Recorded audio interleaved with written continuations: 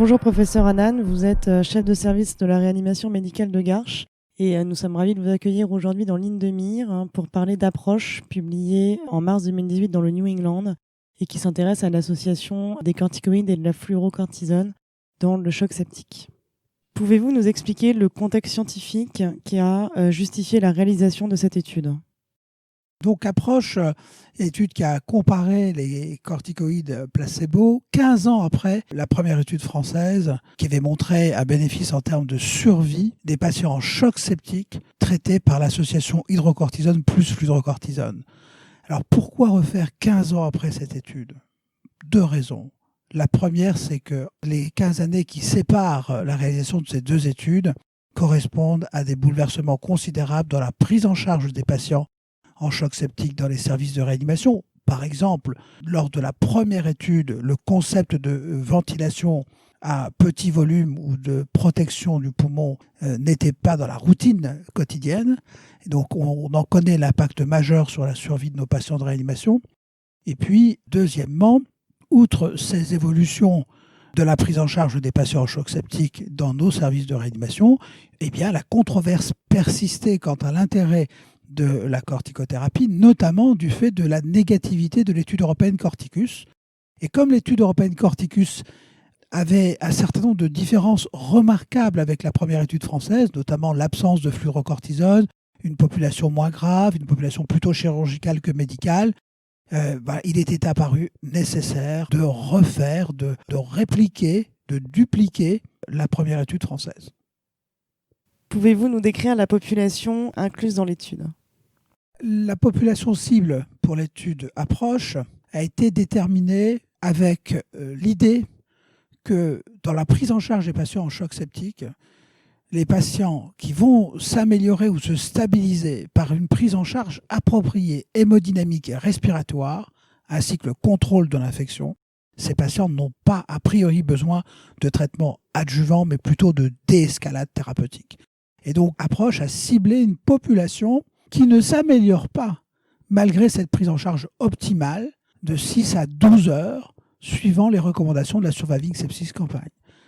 Il en est donc sorti que les critères principaux d'inclusion étaient, outre le fait d'avoir une infection documentée ou très fortement suspecte, d'être en choc septique depuis au moins 6 heures, c'est-à-dire dépendant de vasopresseurs pour au moins 6 heures, mais pour pas plus de 24 heures, pour garder une prise en charge précoce des patients.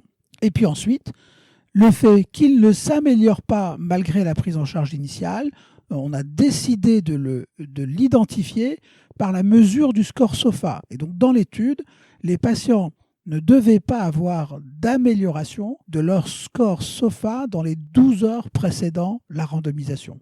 Et effectivement, de fait, la population incluse montre que à H-12 avant la randomisation, le SOFA était en moyenne à 10 sur l'ensemble de la population, à H-6 à 11 et au moment de la randomisation à 12, et ça malgré une prise en charge selon les recommandations de la Surviving Sepsis Campaign. Pouvez-vous nous donner les principaux résultats de l'étude Approche ? Donc le principal résultat de l'étude Approche, c'est qu'elle confirme la première étude française en montrant une réduction significative de 6% en valeur absolue de la mortalité pour les patients traités par hydrocortisone plus fluorocortisone par rapport au groupe placebo. Cette amélioration de la mortalité à J90 se prolonge et est retrouvée à 6 mois et dorénavant à plus d'1 an pour les données les plus récentes de l'étude. Et cette amélioration de la survie, elle s'accompagne d'une amélioration de toutes les morbidités, c'est-à-dire de toutes les dépendances à des suppléances d'organes. Elles sont toutes significativement réduites par le traitement. La durée d'hospitalisation en réanimation est réduite. Et ce bénéfice se fait malgré tout au prix de quelques événements secondaires. Premièrement, des troubles métaboliques avec des épisodes d'hyperglycémie plus fréquentes, une hypernatrémie également plus fréquente. Mais ça, ce n'est pas finalement des effets secondaires trop graves. En revanche, on note aussi une augmentation du risque, même s'il n'est pas significatif, d'acquisition d'une neuromyopathie de réanimation.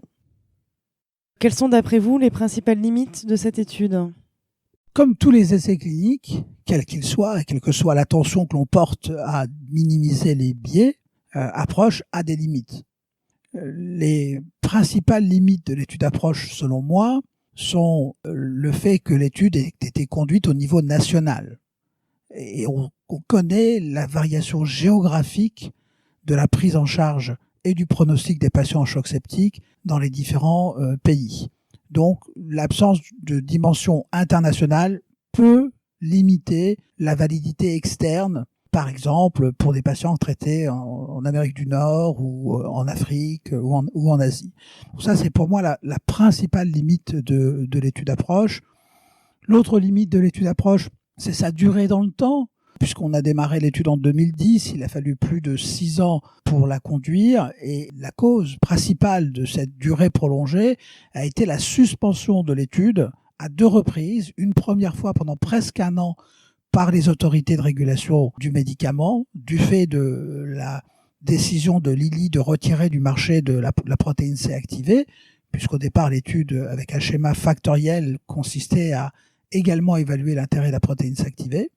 Et puis un deuxième suspension plus tard dans l'étude, qui est cette fois-ci le fait du comité indépendant de surveillance de l'étude, qui était inquiet par un déséquilibre important en termes du nombre de décès entre les bras thérapeutiques.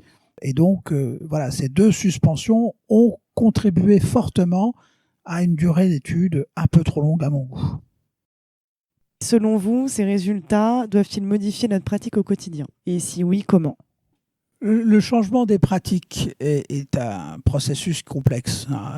C'est un processus qui fait intervenir de nombreux facteurs.